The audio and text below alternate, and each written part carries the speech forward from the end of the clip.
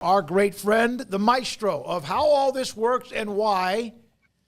Man, he is like full of himself, Dave Bartoo, College Football Matrix. And I'm sending this segment to your friend Pat McAfee to try to make sure he understands why you are the one. Dave, you're nailing this. I love watching your feed about who gets where and why and all this. So Notre Dame, Penn State, great game, could have gone either way. But in the end, the analytics show, right, that Notre Dame was going to be the one that advances. Look, I've been saying this for how long? I've been on your show for years and doing this all over the country. The number one thing when we are grading coaches, okay, specifically offense and defensive coordinators, the number one thing is scoring efficiency. It is a scoreboard. It's not a yards board. Anybody listening that says, hey, I was hearing this guy talk about yards per whatever, dude, anybody says yards, I shut it off because it comes down to scoring. And right now, through 9 games in the playoffs, the better team in the regular season in scoring efficiency, total team scoring efficiency,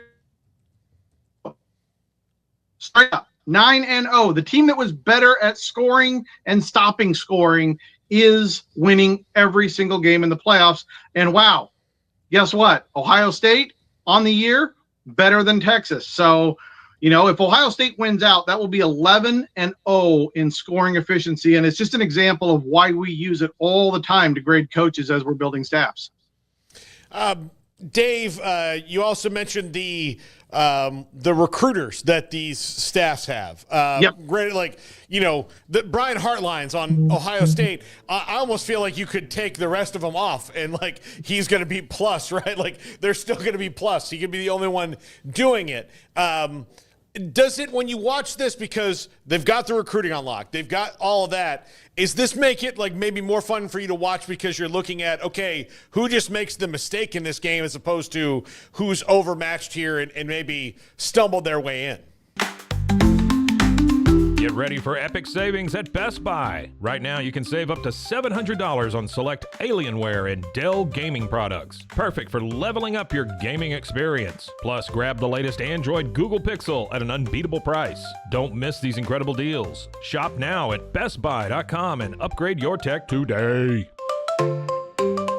I don't know if it's more fun to watch because when I'm watching it, I'm biased, right? That's one of the problems. See, because back in July, I went through the list of every team that checked the boxes for a national championship contender when it came to staffing and recruiting.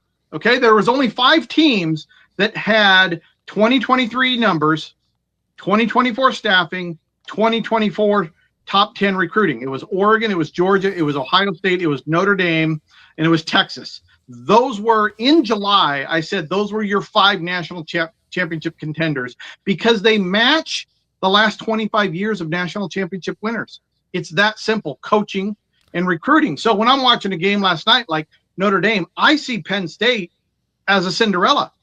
And so there's part of me as a fan that goes, wow, I really hope Penn State wins this game simply because they're trying to do something no team at their coaching level, at their recruiting level, at their year-to-date performance level has ever done to win a national title. But then the other part of me is like, yeah, well, I said Notre Dame would be in it, and I'm right. So, it's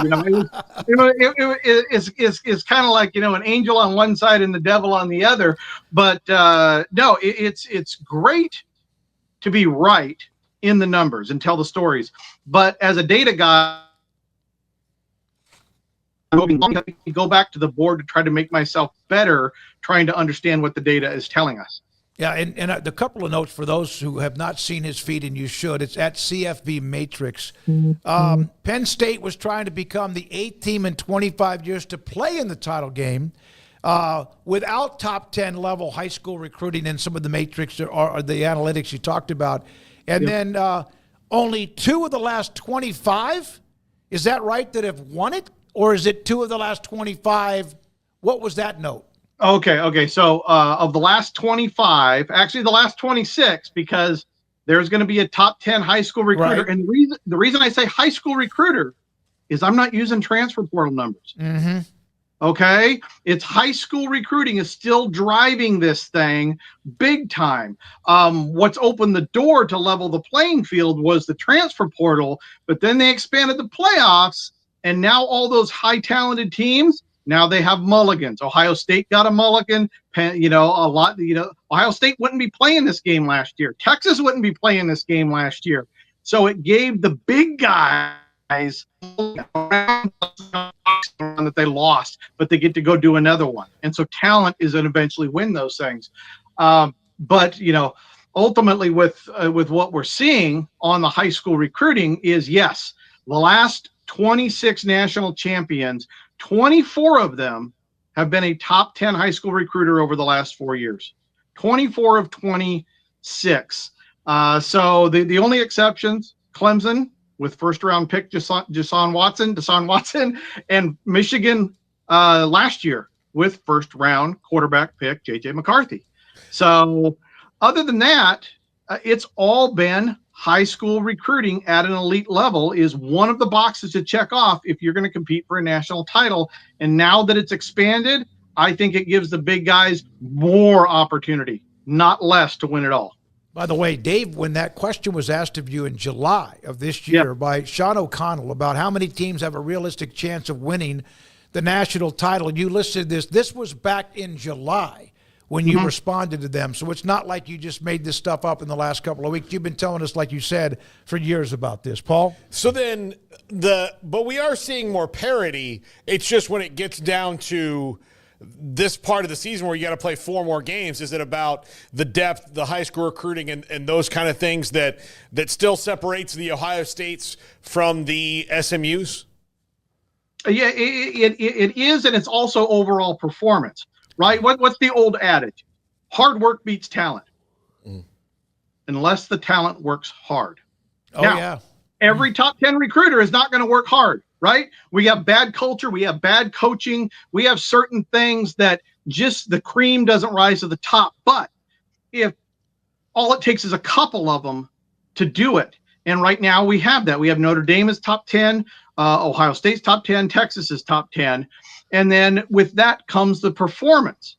Now, the other thing we are about to see at the national championship game, this is one of the more astounding things, is how I talked about scoring efficiency. All right. To me, elite scoring efficiency is top 3 in the country, not top 4, not top 5, not top 10. For 26 consecutive years, is top 3 in offense and or defensive scoring efficiency is going to win the national title again. Okay. Ohio State, number 1, Texas, number 2, Notre Dame, number 3. We have never in 26 years had a team 4th or worse win a national title off of regular season performance. So Georgia, outside the top 20 in offense, outside the top 35 in defense, they were out in the numbers. Oregon, they weren't even in the top 5 in anything. They were out. But if we had the old playoff system, actually, if we had the BCS playoff system, we'd have had Oregon and Georgia. We would have had an unbelievable trend break by 2 teams that have vastly underperformed previous national champions. Now that it's expanded, I keep going back to this, it's mulligans for great teams, and Ohio State and Texas have certainly taken advantage of that. Yeah, Texas with the losses to Georgia, Ohio State with that, what still didn't make sense loss, although the rivalry with Michigan. When you watch a game, can you watch it as a fan, or do you watch it as your brain's just going? Try to fan. And in full disclosure, 2 things. I try not to watch a lot of it. And I know that sounds really strange from somebody in college football, but when I watch it, I will get things in my head that shouldn't be there in terms of telling the story. When I do watch it, I try to watch it on mute so I don't listen to the narrative, because the narrative will screw up what the numbers are saying, going for it on 4th down, going for 2. There's a ton of things that they talk about that will mess with your mind that are completely untrue. So when I watch as a fan, I can turn it off pretty good. But normally the biggest difference is I try not to listen what other people are saying because it really can mess with how I try to interpret data. It's like evidence, facts, things like that. Yeah, well, like the logistics. What's the word when they have when you're at a crime scene? What are the evidence? Forensics. Forensics. Yeah, Right, the forensics. Yeah. forensics, right. Hey, We're reading the tea leaves because that's all I'm doing when I'm predicting these things. I'm just simply telling a story of what the data is trying to say. So, remember I was on your show and I said Baylor was going to win out. Yep, you did. Right? They were going to win 4 in a row. Why? Because when you look at the scoring efficiencies of all the teams that they had left on the season and the arc of the offense, it said it wasn't really my prediction. I was just reading the data saying a team on this kind of run with this kind of scoring efficiency should win out. Now, is it always right? Heck no. If it was, I wouldn't even be on the show right now because it'd be perfect and I'd be cashing big checks. Yep. But the goal is to reduce risk in trying to forecast or guess what's going to happen in the story. So as far as the national championship has gone, anybody that's followed me on Twitter for the last 12 years, they've been pretty wise about what's about to happen every single year before the season even starts. At CFBMatrix, Dave Bartoo, our great friend. Thank you, buddy. Appreciate your time. I know it's a busy night. Enjoy it. We'll have another segment with you, maybe the national championship week in a week and a half. Thank you. Appreciate you, David. Thank you. David Bartoo, Dave Bartoo, great guy, great friend of ours.